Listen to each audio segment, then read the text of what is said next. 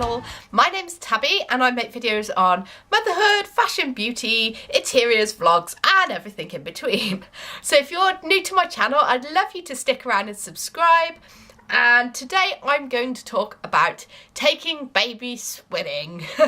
And if you've landed on this video, you are probably thinking about taking your baby swimming, so I'm hoping I can give you some hints and tips to make taking baby to the pool a bit easier for you. So, like, I remember when I was going to take my little man swimming, like, I was so scared. Like, the whole experience, and I thought putting him in the, like, germ-filled water and whatnot, that he's going to come back with all kinds of illnesses and sickness, bugs, and gosh, God knows what. And because of, like, certain circumstances, I didn't actually end up taking him till he was about, he must have been like 6 or 8 months old. He was quite like a big boy against all the other little teeny tiny babies when I finally took him. Babies can go swimming from birth.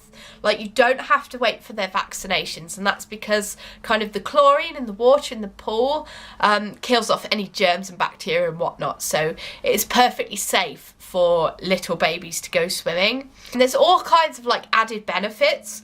Like, for us, the biggest one was water safety. So the other great thing that I found is it's great kind of physical exercise for him.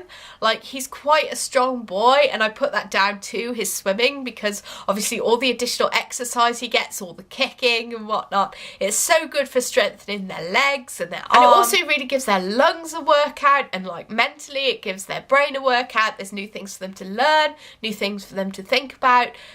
So it's, you know, a great activity to stimulate both the body and mind. It's also great for you because you or your husband or your partner, whoever takes the baby into the pool, it's great exercise for you as well. And it's also wonderful, like, bonding for you and your baby, because like you'll feel like you're spending actually quality time helping them to like learn something and something valuable, like a life skill. And I've also found, because especially now I've gone back to work, I feel often quite isolated, and now my little boy is too big for kind of like baby sensory, and there isn't like a toddler sensory or anything around my area.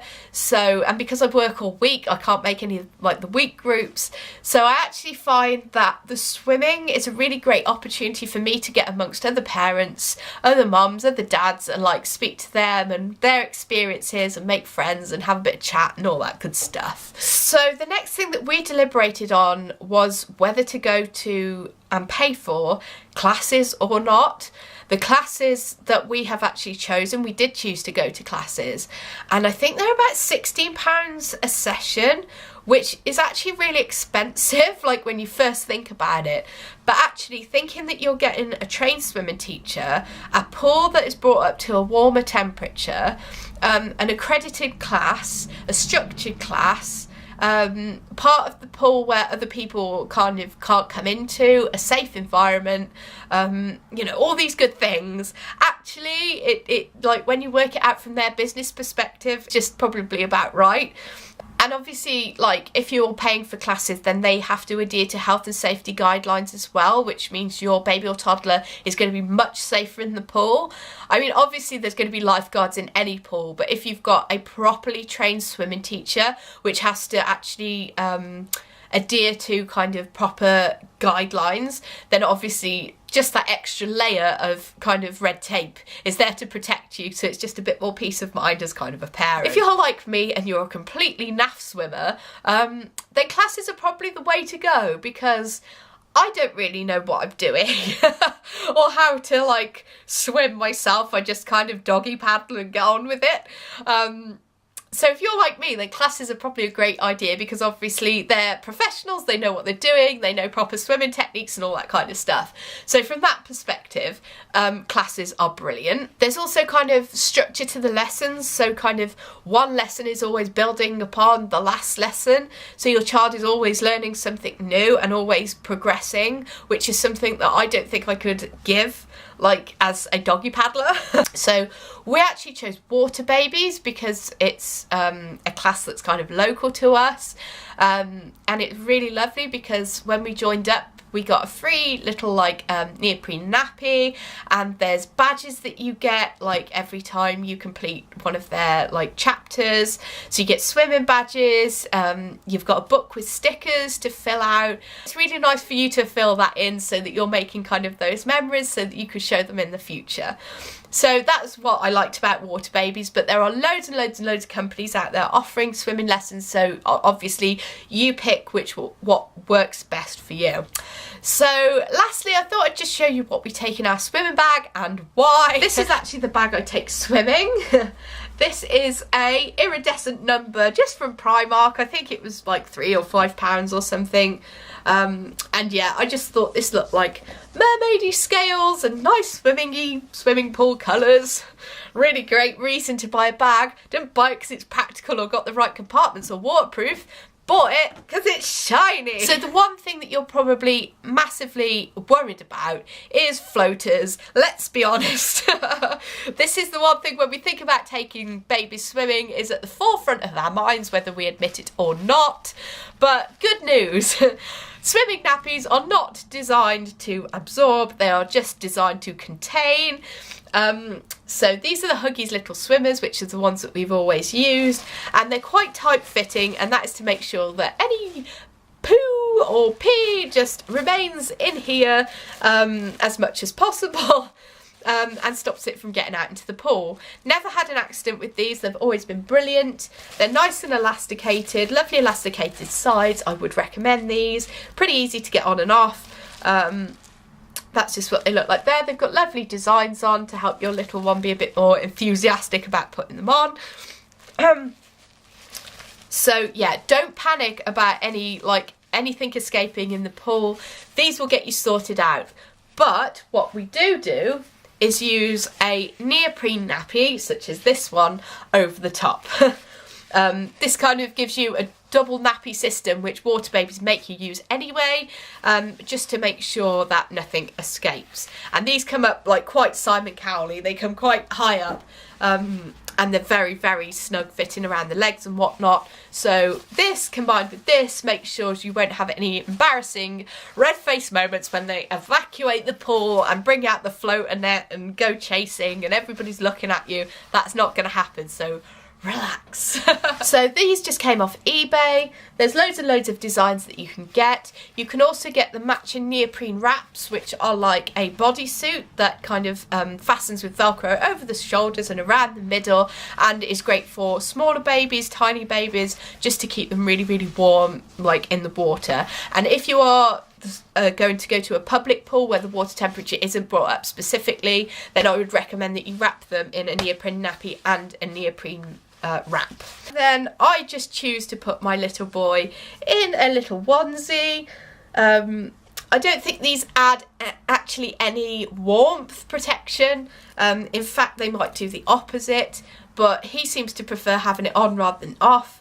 And this is just a Finding Dory one that came from Next originally, but I actually bought it on eBay second hand because, let's face it, these things really don't get much use. And this was like pretty much in brand new condition. So I would recommend having a look online because you can get things much more reasonably priced. So that's pretty much all the stuff that you need for getting into the pool. Getting out is a bit more of a mission.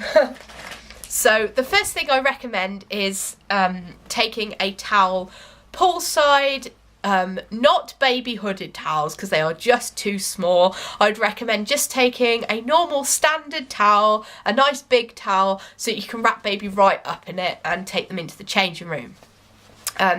If you've got a very small baby, then if you have got like a fold away travel change mat, that is the best thing to put on the floor to get them changed. If you've got a bigger baby that is crawling or walking, it's not quite so straightforward. If, like my little boy, they try and get away, what I would recommend is, if there are cubicles available, go and shut yourself in the cubicle, because if nothing else, it stops them crawling or walking away. And the problem with changing rooms is obviously the floor is soaking wet. So the question is, if you've taken them swimming, do you get yourself changed first or do you get the baby changed first? If you get the baby changed first and they are a walker or crawler, they are going to walk or crawl straight across the wet floor and you're going to be back to square one, and you're going to have to get them changed again. If you get yourself changed first, then you're the one that ends up wet by handling a wet slippy baby. So what is the best way to do it? So yeah, if you go into a cubicle, it does mean that you can kind of contain your toddler or crawler. And what I recommend is, if you have got the hooded towels, they are the perfect size for just putting on the floor. That absorbs any moisture on the floor. Your baby can be on there. Wrap them in the bigger towel, get them as dry as possible. And then you can get them changed. You could keep the towels on the floor, which keeps the floor a lot drier for them. They can hold on to the seat if there's a seat in the cubicle, or onto the wall, and it stops them getting away. And then you can obviously get changed, or you could try and get changed a bit more effectively. And the other thing I found when I was in the changing room is, when I was trying to kind of keep hold of my little boy and get changed myself, is I ended up mooning a lot. Trying to keep a towel on is pretty much impossible. So I would recommend, if you've got a towel in dressing gown that you don't mind taking to the swimming pool and getting wet with chlorine water, then yeah, just wrap that on, and that gets you dry while you get your baby dry. Didn't think about that until it was too late. But what we tend to do now is, my husband Sal will take our little boy into the swimming pool. I'll be waiting on the side with the towel at the end of his lesson.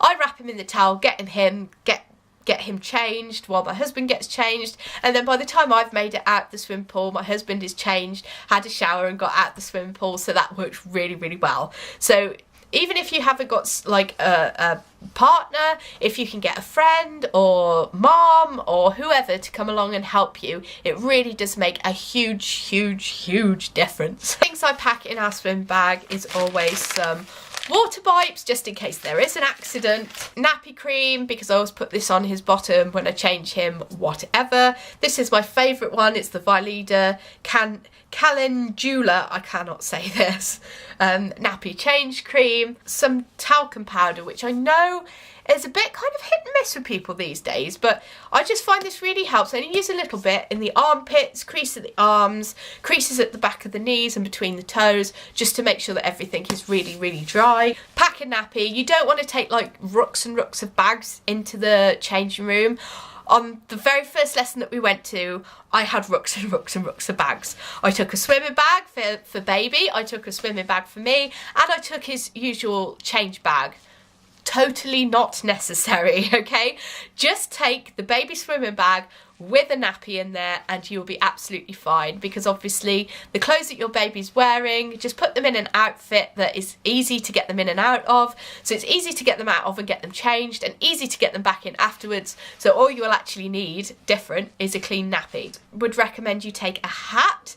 Obviously if their hair is wet or damp or whatever, they do lose a lot of heat through their heads. So always, always, always take a hat along as well in your bag, just to pop that on their head as you take them out the swimming pool and back to the car. And then I do always take